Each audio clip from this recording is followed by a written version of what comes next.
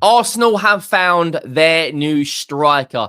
£56 million rated striker could be joining Arsenal this summer. We're also going to be talking about Lucas Paqueta in the new links to Manchester City, talking about the two best teams in the Premier League and their upcoming transfer windows. Who's linked to each club? We've got so much coming on this channel. Big up to everyone who's been showing some support. We're less than 200 subscribers away from 7,000, which is absolutely insane considering we only started this channel a few months ago. So if you're enjoying the content, go down, drop a like. Let me know your thoughts down below. You enjoyed Alexander Isak being linked to Manchester City. Sorry, Alexander Isak being linked to Arsenal, not Manchester City, and De Zerbi potentially being the new Manchester United manager. So we're going to break all of it down, lock in, drop a like, subscribe. Benjamin Sesko being heavily linked to a move to Arsenal. Now, you're probably thinking, Henry, who is Benjamin Sesko if you don't know who he is? 20 years of age, Slovenian striker at RB Leipzig. A very, very, very important player for Leipzig this season. Not their number one goal scorer. They've got the likes of Luis Openda, the Belgian forward, who has got blistering pace and can play anywhere along the front line. Benjamin Sesko, however, is 20 years of age. Got 14 goals in the Bundesliga last season. The season just gone with 2 assists, 16 goal contributions in 31 games. So roughly a goal contribution every other game. Now, he's valued at £56 million according to Transfer Market. His record in a Leipzig shirt is 42 games, 18 goals and 2 assists. He got 29 goals and 11 assists for Salzburg. He's been at the Red Bull Group for a number of seasons. He joined Leipzig from Red Bull Salzburg in the summer and potentially could be Arsenal's new number 9. Now, Arsenal, the narrative is on the socials that Arsenal need a striker when I don't necessarily think they do. They scored 91 Premier League goals. They scored 5 more goals than Liverpool, and they scored 15 more goals than Aston Villa, and they were outscored by Manchester City. Arsenal, however, have a number of players in their team that can get 10 to 15 Premier League goals a season, and some can get between 15 and 20. If you look at 2 seasons ago, Martinelli, Odegaard, and Saka all had 15 goals, and you had the likes of Gabriel Jesus chip in with 10 to 12. This season, you had Kai Havertz get 13 or 14, Saka get 15 or 16 Premier League goals. Gabriel Jesus chips in, Leandro Trossard chips in with 10 to 12. I don't think, as much as it would be great for Arsenal to sign a 20-goal a season player like they're being linked with Alexander Isak, who genuinely could be a very, very, very strong signing, but you are looking at £100 million north. Newcastle are in no position to sell. They've just got back into Europe in the Conference League, and the likelihood is they probably will win the Conference League because they're going to be the biggest club going into it. However, Liverpool were the biggest club going into the Europa League, and of course, Atalanta won that last night. You are going to be having to break every single barrier to get through to Isak. Plus, Bruno Guimaraes is being linked to a move away. Are Newcastle going to sell both? Who knows? Now, Alexander Isak's a different striker. He's a fantastic finisher, and he's an all-round brilliant footballer who can play on the left, who can play on the right. However, Benjamin Sesko is 20 years of age. Contract expires June 30th, 2028. He's been linked to the move to Al Hilal, PSG, Chelsea, and Arsenal. He's got 11 goals in 28 games for Slovenia. He's 20 years of age, an out-and-out number 9, relatively, a tall guy who can lead the line, hold the ball up, good runs in behind, a very good finisher.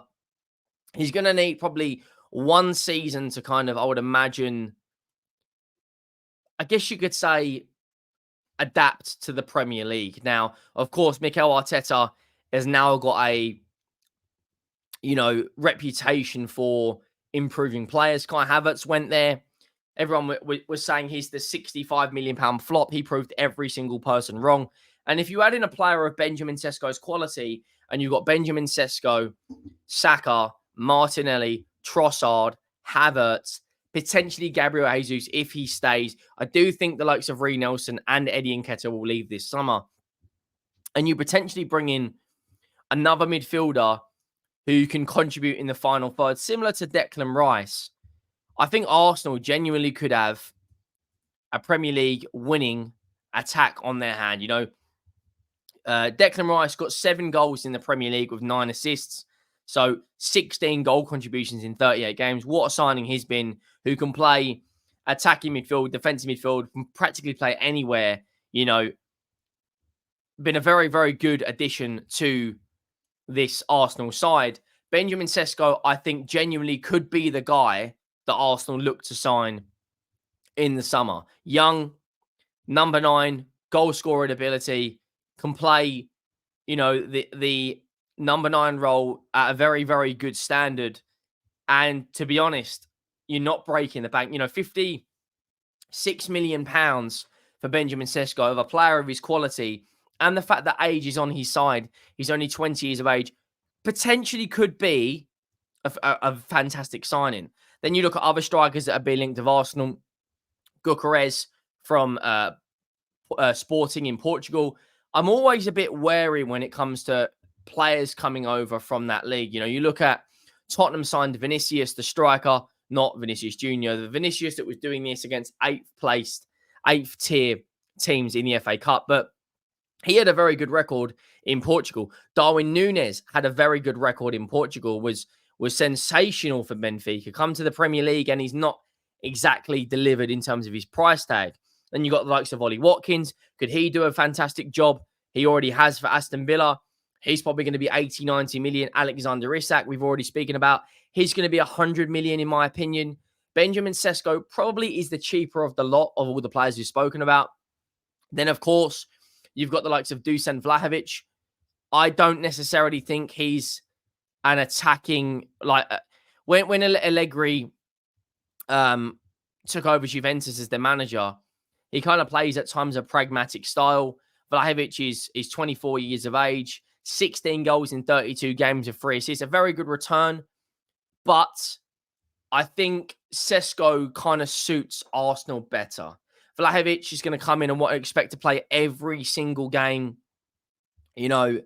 there is. Whereas I think the likes of Sesko could rotate with Havertz and Jesus. And, it's a squad game at the end of the day. If you've got Trossard, Saka, Martinelli, Havertz, Jesus, and Sesko as your forwards, and then you potentially bring someone else in to replace the likes of Reece Nelson or Eddie Nketiah, before you know it, you've got a very good forward line. Now, the other player I wanted to speak about, who is being linked with a move away heavily this window. Manchester City had a massive amount of interest in January. I believe he has a release clause in his contract. Of course, West Ham today have announced Lopetegui as their new manager. For me, I think he could be a fantastic addition to Manchester City. Now, where I think he's going to play is, I think he could be the Bernardo Silva replacement. Bernardo Silva is always being linked to a move away. Apparently wants to join Barcelona. João Felix has been speaking to Bernardo Silva for a number of months. He's been speaking about property in Barcelona, what the culture's like at the club. Now, of course, Bernardo Silva has won absolutely everything with Manchester City, has already won a league title this year, has won a treble with Manchester City, potentially could win an FA Cup this upcoming weekend. When you look at Bernardo Silva, what is he, 30 years of age? I believe he only has, 1 or 2 years left on his contract. For me, he's 29 years of age now. He's won 6 Premier League titles.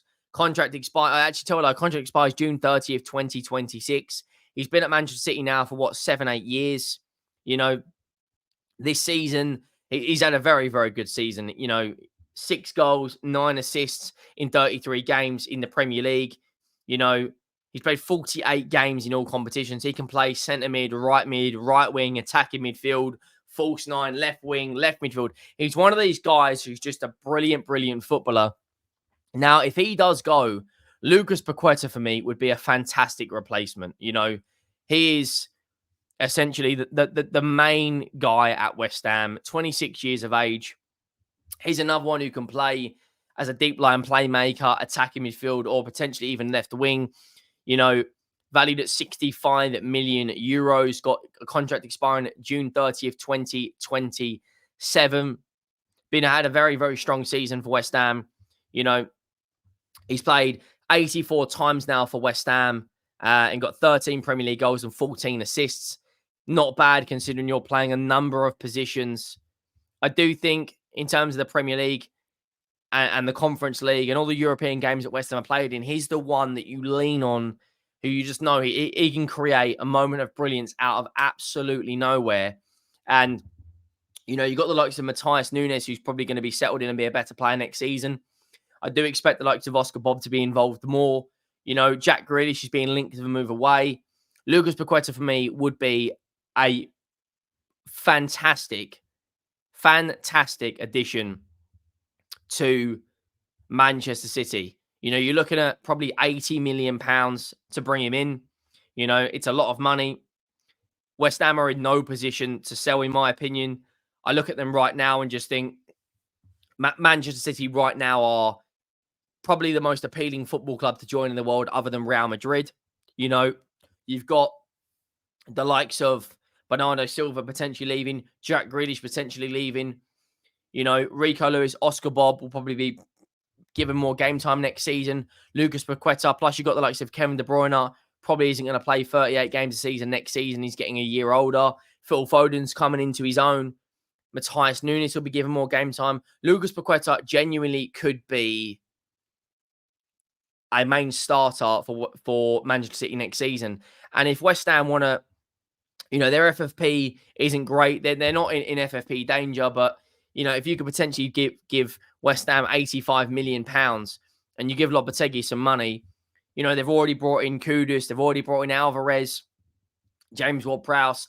They didn't exactly have a horrendous transfer window in January in the summer. And if you could give Lopetegui another £80 million to kind of put towards that, I don't think that will be a bad